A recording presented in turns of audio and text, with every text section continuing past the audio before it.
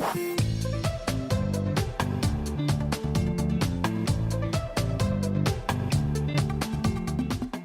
what's up, everybody? Steve Schwartz here from LSAT Unplugged, joining you today to talk through whether to take the June LSAT or not. Before I get into it, a little bit about LSAT Unplugged.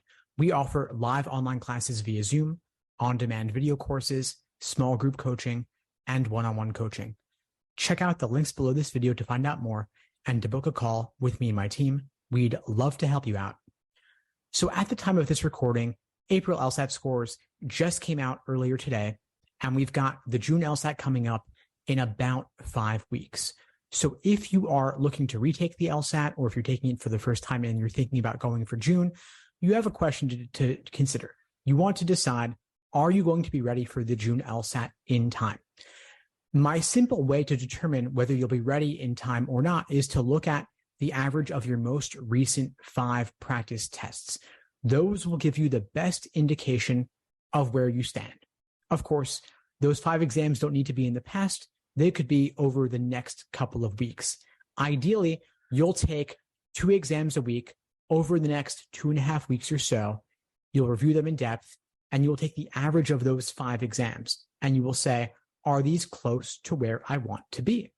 Let's say you want to achieve a score of 170 on test day. If your 5 practice tests that you take over the next 2.5 weeks get you a score average of roughly 167 to 168, that suggests you will score around 167 to 168 on your next couple of practice tests. And on test day, you might experience a slight drop. This so-called test day drop typically happens for a couple of reasons.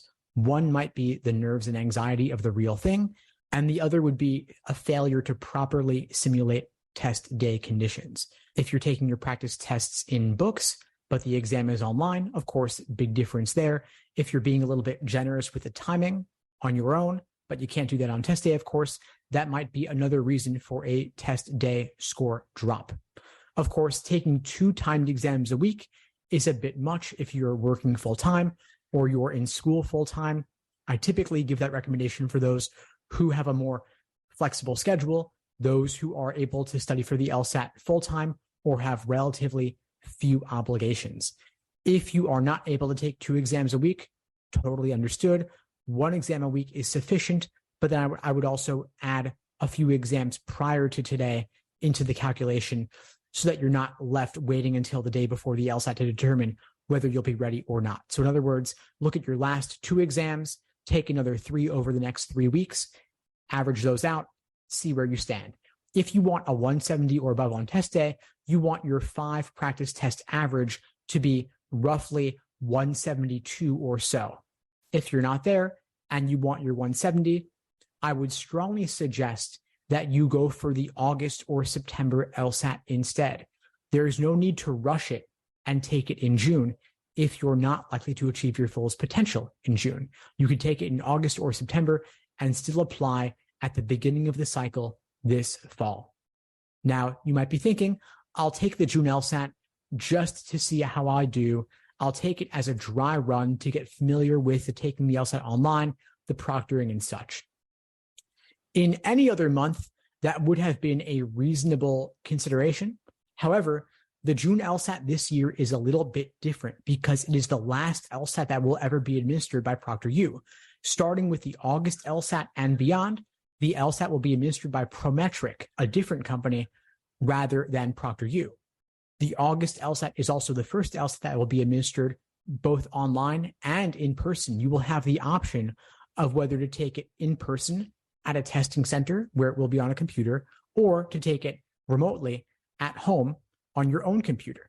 So if you want a dry run, August is a much better dry run because it replicates exactly what you will be able to experience on the LSAT going forward after August.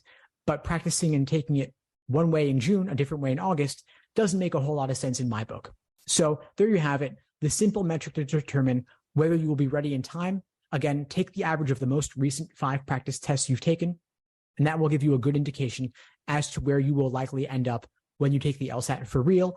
Budget a couple of points for a potential test day score drop as a buffer. just in case. If you'd like my support in getting the highest LSAT score possible, if you don't want to have to worry about a test day score drop, you want to be safely in your 170 plus range, and you want to properly simulate test day conditions, if you want to get that average up, I'd love to help you out. At LSAT Unplugged, again, we have a wide variety of ways we can support you, whether it's through our live online classes via Zoom, on-demand video courses, small group coaching, and one-on-one coaching. And again, if you're looking to achieve that 170 plus, I'd love to help you out. When I'm taking on a student for one-on-one coaching, I have a couple of criteria that I'm looking for. Specifically, first off, I'm looking for you to have achieved a score of 160 or above on at least one timed practice test. I'm looking for you to have been studying for the LSAT for at least 3 months to build a strong foundation in the different sections and the different question types. If you meet these criteria, great. Please check out the links below. Book a call with me and my team. We'd love to help you out. If you don't yet meet those criteria, that's okay too. We have the live online classes via Zoom, the on-demand video courses, and the small group coaching to help you out in the meantime. And if you found this video helpful, please do me a favor, like this video, leave a comment, and subscribe to the channel if you haven't done so already. It really helps with that YouTube algorithm, and I really do appreciate it. In the meantime, I'll wish you all the best and take care. Thanks for tuning into the show. Please subscribe if you haven't done so already to be notified of new episodes as I release them. And feel free to reach out if you need anything at all as you move forward with your prep. I'm happy to help however I can. In the meantime, I'll wish you all the best and take care.